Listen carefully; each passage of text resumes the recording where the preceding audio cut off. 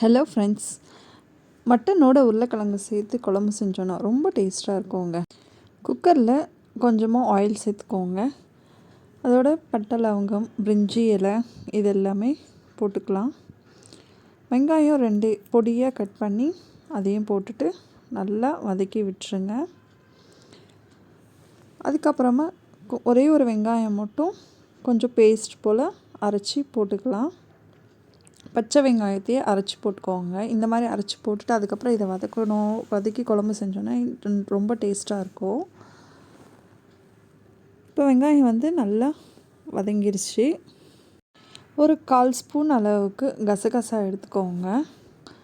So அந்த கசகசாவை தண்ணியில் ஒரு அரை மணி நேரத்துக்கு முன்னாடி ஊற வச்சிடலாம். அப்போ தான் அது தேங்காயோடு அரைக்கும் போது நல்லா மசியும். இப்போ வெங்காயமும் நல்லா வதங்கிருச்சு. இஞ்சி பூண்டு பேஸ்ட் போட்டதுக்கப்புறமா இப்போ 1/2 கிலோ மட்டன் எடுத்து வச்சுருக்கோம். அந்த மட்டனும் அந்த இஞ்சி பூண்டு பேஸ்ட் வெங்காயத்தோடவே சேர்த்து நல்லா வதக்குங்க. அப்போ தான் நல்லா வாசனையாக இருக்கும் மட்டன்.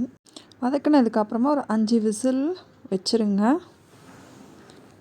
அதுக்கப்புறமா ஒரு 3 தக்காளி எடுத்து அதையும் நல்லா ஒரு வாணலில் போட்டு வதக்கி வச்சுக்கோங்க.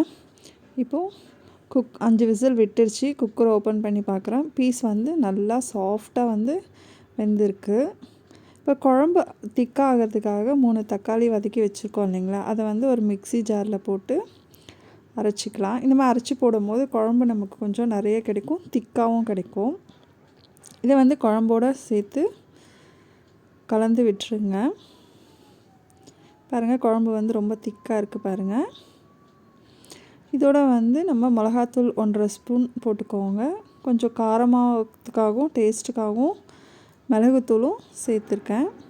இப்போ தேங்காய் எடுத்து வச்சுருந்தோம் இல்லைங்களா, கொஞ்சம் தேங்காயோட கசகசாவும் போட்டு அரைச்சி அதையும் குழம்புல ஊற்றிட்டு நல்லா ஒரு 2 கொதி வர அளவுக்கு நம்ம கொதிக்க வைக்கலாம். பாருங்கள், நல்லா கொதிச்சிருச்சு. இப்போ கொஞ்சமாக கொத்தமல்லி தழையும் தூவி விட்டுக்கோங்க. இந்த ஸ்டேஜில் நம்ம ஒரே ஒரு உருளைக்கிழங்கு வேக வச்சு எடுத்து வச்சுருக்கேன் நான். அந்த உருளைக்கிழங்கையும் போட்டு குழம்போடு சேர்த்து விட்டுருங்க. முதல்ல உருளைக்கிழங்கு போட்டுட்டோன்னா குழஞ்சிடும். தேங்க்யூ.